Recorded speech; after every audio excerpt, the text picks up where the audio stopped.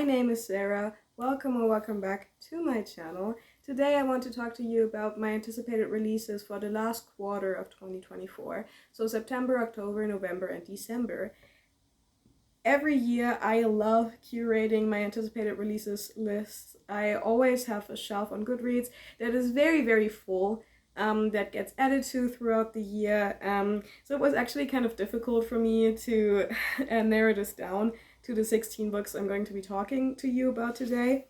We have quite a mix of genres. We have horror, we have literary fiction, we have fantasy, we even have a sci-fi on this list, we have short story collections, so quite the variety to choose from. A few of these have already been released as I'm filming this, but I still wanted to talk about them. So, if you see me looking down, that's because I'm referring to my notebook that I have on my lap. I hope the lighting is okay. It is like super gray and dingy outside, so I'm relying on my ceiling light. Next to me on the screen, you will find a graphic with the cover, release date, and primary genre or genres of whatever book I'm talking about. So, without further ado, let's get into it. The first book I want to talk to you about is Compound Fracture by Andrew Joseph White. This released on the 3rd of September 2024. I have read from this author before. I read The Spirit Bears Its Teeth recently and I really enjoyed it. Compound Fracture follows a character named Miles Abernathy. He is a socialist and he comes out to his parents as trans, and that same night he sneaks out to a party and he carries evidence with him that can end this blood feud that has plagued this town for I think a century. This blood feud began when Miles' great-grandfather incited a miners' rebellion that ended with the public execution of the participants of that rebellion. Miles is attacked because he carries this evidence with him and is injured and wakes up in the hospital where he is confronted with the ghost of one of those dead miners. And I think the story just kind of goes from there. I am super intrigued by this because it seems to actually have this core of like socialism and workers' rights and workers' rebellion, which I think is super cool, which we don't see in YA ever, much less in YA horror. So I'm super excited to see what Andrew Joseph White does with this. Representation in this book is trans and autistic protagonist, and Andrew Joseph White himself is both trans and autistic, so that's own voices rep, which is always great. The next book I want to talk about is Two-Step Devil by Jamie Quatro. This came out on the 10th of September 2024. The synopsis of this is kind of wild, so I think I'm just gonna read a little bit of it out to you. It's 2014 in Lookout, Alabama, where Prophet, a 7-year-old man who paints his visions, lives off the grid in a cabin near the Georgia border. While scrounging for materials at a local dump, the Prophet sees a car pull up to the abandoned gas station. In the backseat is a teenage girl with zip ties on her wrists, a girl he realizes he must rescue from her current life. Her name is Michael, and the Prophet feels certain that she is his big fish, a messiah sent by God. So obviously this sounds like it's going to be very weird, but I also get the vibe that this is like kind of wholesome and endearing, and a story about this unlikely friendship, and yeah, I'm really excited to read this. The cover is also great. I don't know what genre this is actually right now, so the next book I want to talk to you about is Such Lovely Skin by Tatiana Schlote-Bonne. This came out on the 17th of September 2024. This is another YA horror book, and it follows a Twitch streamer and gamer named Viv, who recently caused the accident that killed her little sister. Her parents don't know about this. They obviously know about the accident, but they don't know that Viv was at fault. Viv is wrecked with guilt, and because of this she decides to give all the money she makes off of Twitch to her parents if she gets her big break. In order to achieve this big break, she decides to play a horror game that just came out, and in one of her practice runs online, one of the characters in that game asks her for a secret. And because it's a video game and not real, and a game can't tell her secret, she decides to tell this character what happened to her little sister. This causes Viv to be haunted by an evil mimic. Because Viv is a chronic liar, people don't believe her that this is happening, which I think is kind of cool. I think that's a cool element to the story. Yeah, I'm super excited for this. I'm kind of worried that it is YA. YA horror is very hit and miss for me. There's also mention in the synopsis that the main character in this becomes friends with a girl she used to bully, and that there's possibly a romantic interest there. I don't know how I feel about that. That is conceptually icky to me. I will have to see how the author pulls it off. But yeah, I'm really excited to read this. It sounds very like internet horror, creepypasta-esque, and I always love that. I grew up with that. I grew up with specifically creepypasta about video games and about lost media. So yeah, I think this is going to be great for me. The next book I want to talk to you about is Sinophagia, I think you pronounce it. This is translated and edited by Xueting Christine Ni, and it's coming out today, on the 24th of September 2024. Actually, the 24th is a really big release day. The next few books I will be talking about are coming out today, or have come out today, I guess. Yeah, this is an anthology of 14 horror stories by Chinese writers, all of which are available in English for the first time in this anthology. Some of these stories are by established Chinese authors, some of them are by up-and-coming Chinese authors. I want to read this because I want to read more internationally. China is not a country I have read from a lot, so I'm definitely excited that I get to like try out 14 completely new writers in this collection. Next up, also on the 24th, is Devils Kill Devils by Johnny Compton. I have not read his debut novel, The Spite House, yet, but I really want to.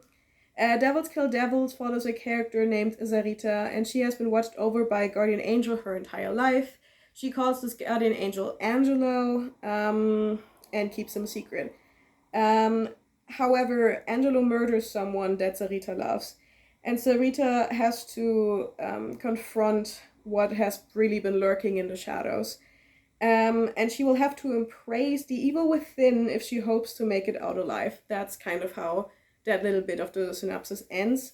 So I don't really know what this is about, but I think this idea that a guardian angel is actually an evil entity or an entity that doesn't follow any sort of moral compass that is understandable to humans is really cool. This is kind of what Kweki Emezi examines in Pet and Bitter. So that's kind of like the vibe it gave me, even though those are clearly different books, different genres, and different target audiences. But yeah, I'm really excited. Early reviews of this book have seemed like this is kind of campy and maybe a little funny. So I am definitely interested in seeing what the tone of that book is. Next up, also on the 24th of September, is Graveyard Shift by M.L. Rio. Now, this one I'm a little torn about. I made it like 10 pages into If We Were Villains before I just gave up because I could not stand the writing in that book. And if that's just how M.L. Rio writes, this is not going to be for me either. I am absolutely not buying a copy of this. I saw that it's already on Aberrant, the audiobook, so I think I will just be listening to it there. This is a novella, which I find appealing. I love a novella. So, the synopsis of this is set up like a joke, which I think is funny. Every night in the college ancient cemetery, 5 people cross paths as they work the late shift. A bartender, a ride-share driver, a hotel receptionist, the steward of the derelict church that looms over them, and the editor-in-chief of the college paper, always in search of a story. One dark October evening, in the defunct churchyard, they find a hole that wasn't there before. A fresh open grave where no grave should be. The synopsis continues that this new grave and whoever dug it is related to a bigger mystery that's been going on in this small town, and that these 5 characters then kind of find themselves entrapped in. So yeah, this sounds really, really cool. The cover is absolutely beautiful. I love a novella. I especially love a horror novella. This seems like a lot of plot for a novella, especially considering how much is already given away in the synopsis. So I'm definitely interested to seeing what else this book has in store. And yeah, I'm super excited to read it. Based on the cover, I think there might be like some mushroom horror going on here. So yeah, that's always fun. Next up is Reservoir Bitches by Dalia de Cerda, translated by Julia Sanchez and Heather Cleary. This is coming out on the 26th of September 2024. And this is a collection of 13 interconnected short stories that follow 13 women in Mexico and how they live their lives, how they make the most of their lives. There are a few examples of the women we follow in the synopsis. There is the daughter of a cartel boss. There is a woman whose friend, or maybe she herself, was the victim of a transgender hate crime, anti-transgender hate crime. So it definitely seems that there's many different women to follow here, and I always love that. I think it's so cool that the title is a play on Reservoir Dogs, the Tarantino film. So yeah, I'm excited to read this. I have read a lot from Middle and Southern America, and I always tend to love those books. And I love a short story collection. So yeah, I'm super, super excited for this one as well. On the 29th of September 2024, we have Necrology by Meg Ripley. I have not seen anyone else talk about this or even mention it. I don't even know how I stumbled upon it. But yeah, this is a historical fantasy, maybe with horror elements, I'm not totally sure. Again, the cover is absolutely beautiful, and this is a debut. So this is like kind of an alternative history, where after the Salem witch trials, magical women, which are now known as the Dirty, signed a contract swearing off their magic in exchange from freedom from the violence by the non-magical freemen. 200 years after this, in a Catskills orphanage, headmistress Whitetail has sprouted antlers, which is proof that this contract has been violated. Her suitor arrives at the school and discovers that she has grown antlers, which then leads to her being accused of breaking this treaty and awaiting execution for this crime.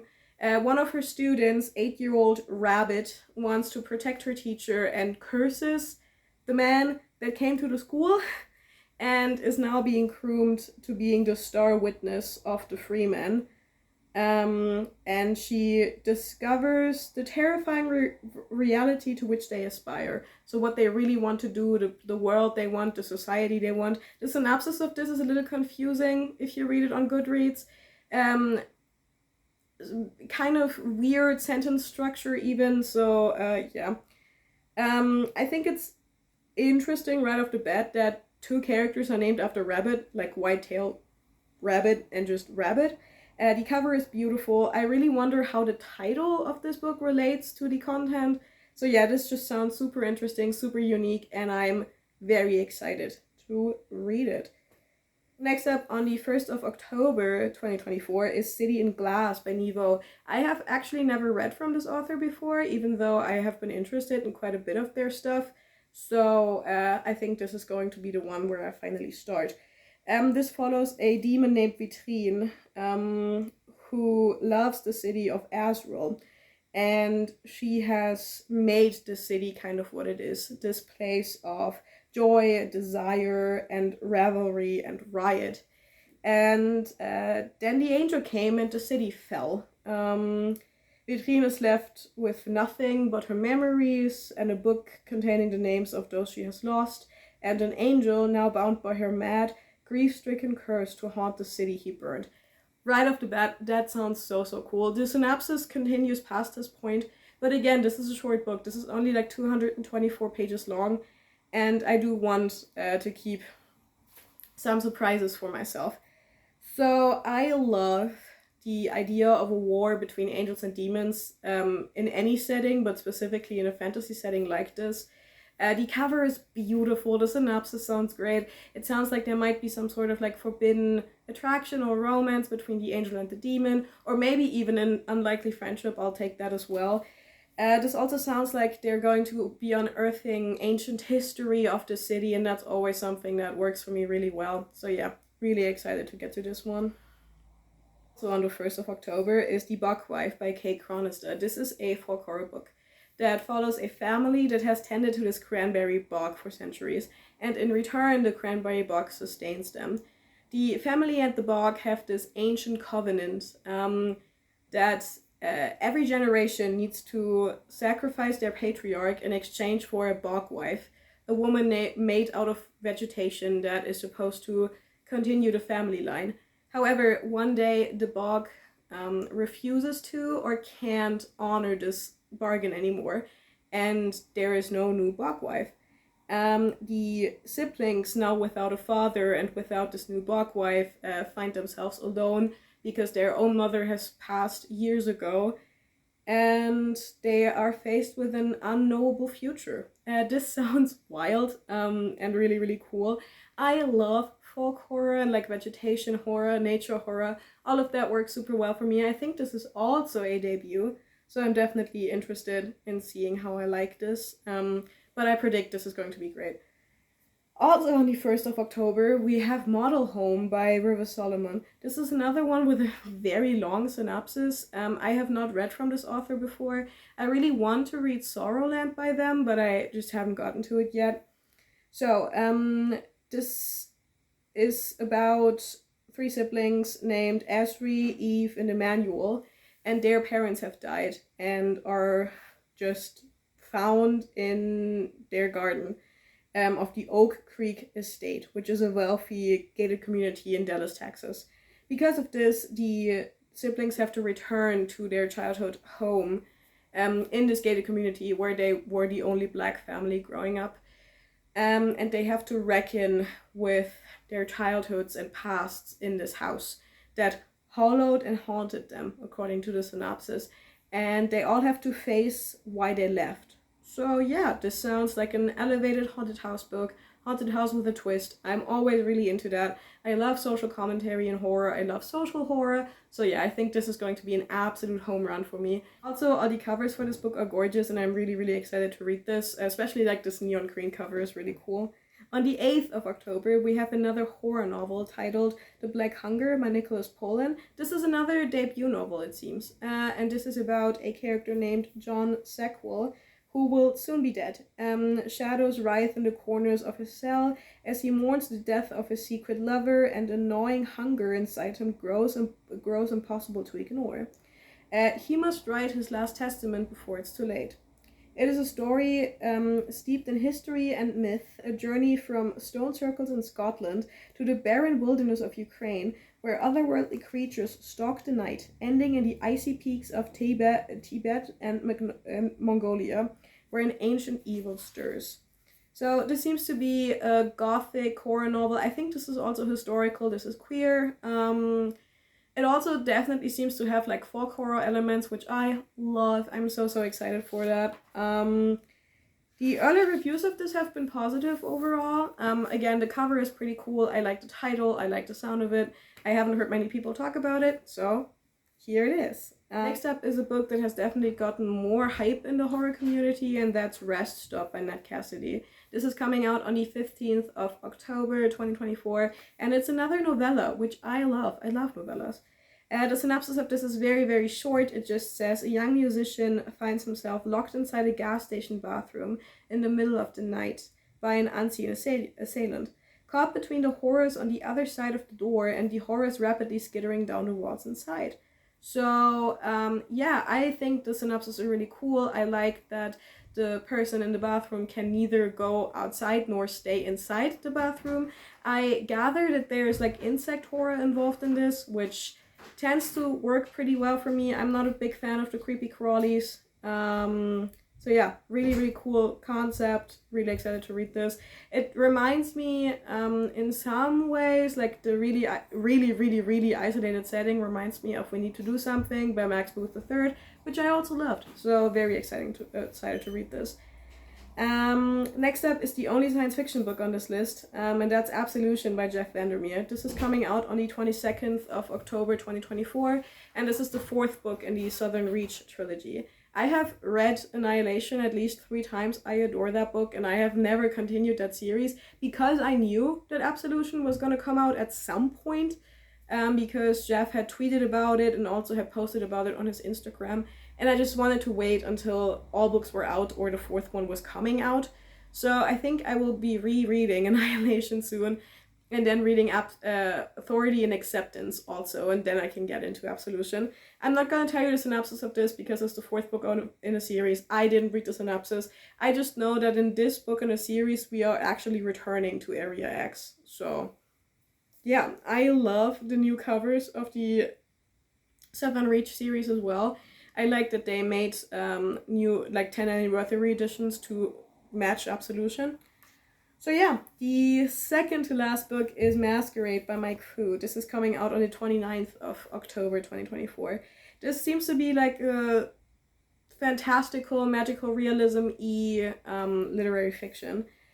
This follows a man named Meadow Liu, and he is house sitting for his friend, an artist named Selma Shimizu, where he stumbles upon a book named Masquerade. That's a translated novel from the 1930s about a masked ball in Shanghai. The author's name is the same as Meadow's own in Chinese, Liu Tian.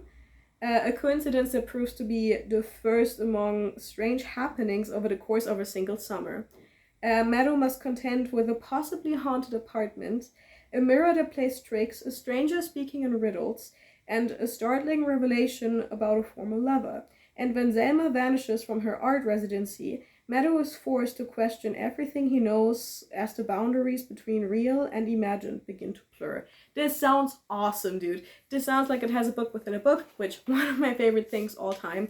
It sounds like it's kind of mind-bendy and fever dream-y, which I always loved. It's queer, so yeah, count me in, dude. Again, this is something I haven't heard many people talk about, but very, very excited to read this.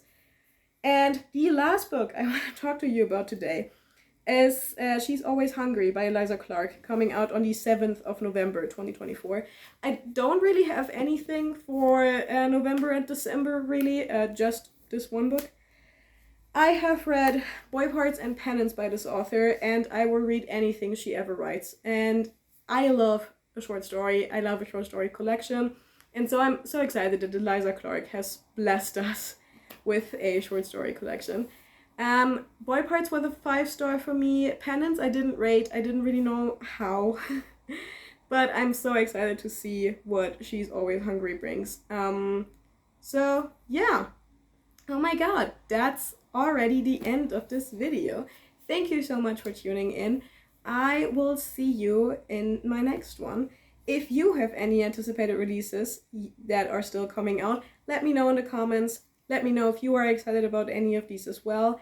And I will talk to you later. Bye-bye.